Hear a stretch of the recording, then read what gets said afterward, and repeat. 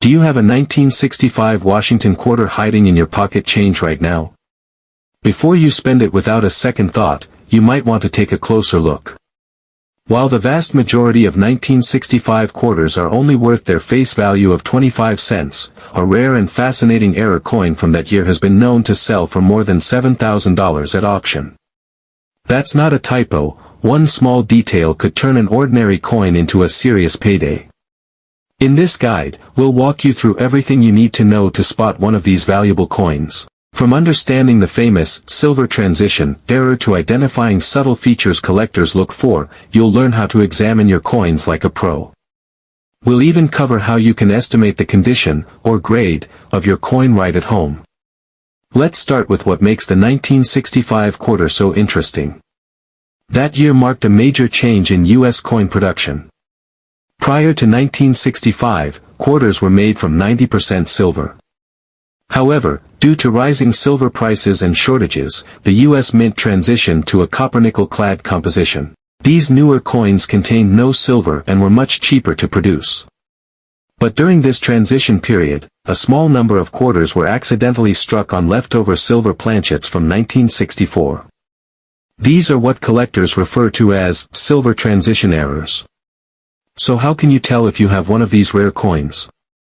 The first and most reliable method is the weight test. A standard clad quarter from 1965 weighs about 5.67 grams, while a silver quarter weighs slightly more, around 6.25 grams. Using a precise digital scale, you can quickly determine which type you have. If your 1965 quarter is closer to the heavier weight, you might be holding something special. Another easy way to check is by looking at the edge of the coin. Clad quarters have a visible copper stripe along the edge, sandwiched between the outer nickel layers. In contrast, a silver quarter will have a solid, uniform silver-colored edge with no copper showing. This visual cue can often be spotted without any special tools.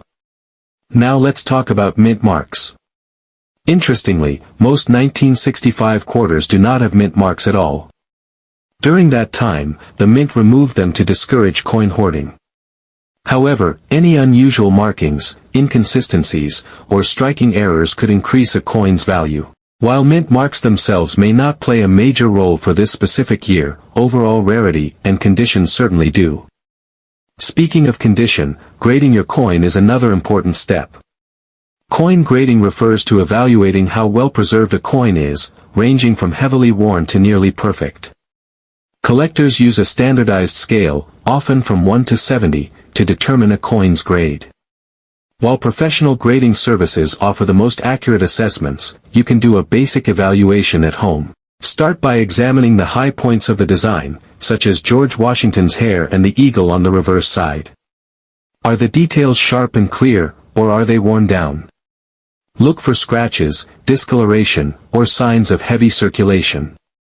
Coins with minimal wear, strong luster, and crisp details are considered higher grade and can command significantly higher prices.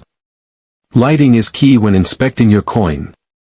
Use a bright, direct light source and tilt the coin at different angles to observe its surface. This will help you spot fine details and imperfections that might not be visible at first glance.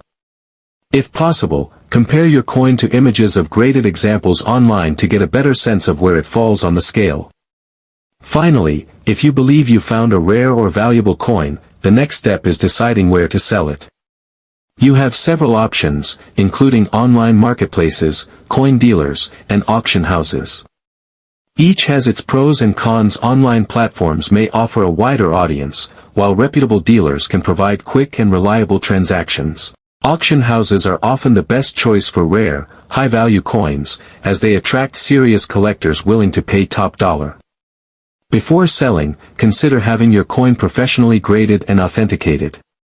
This adds credibility and can significantly increase its value. It also gives potential buyers confidence in what they're purchasing.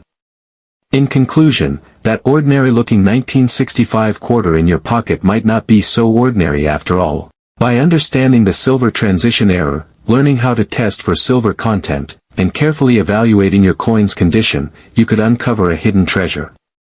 So before you spend your change, take a moment to look a little closer. you might just be holding a small fortune in your hand.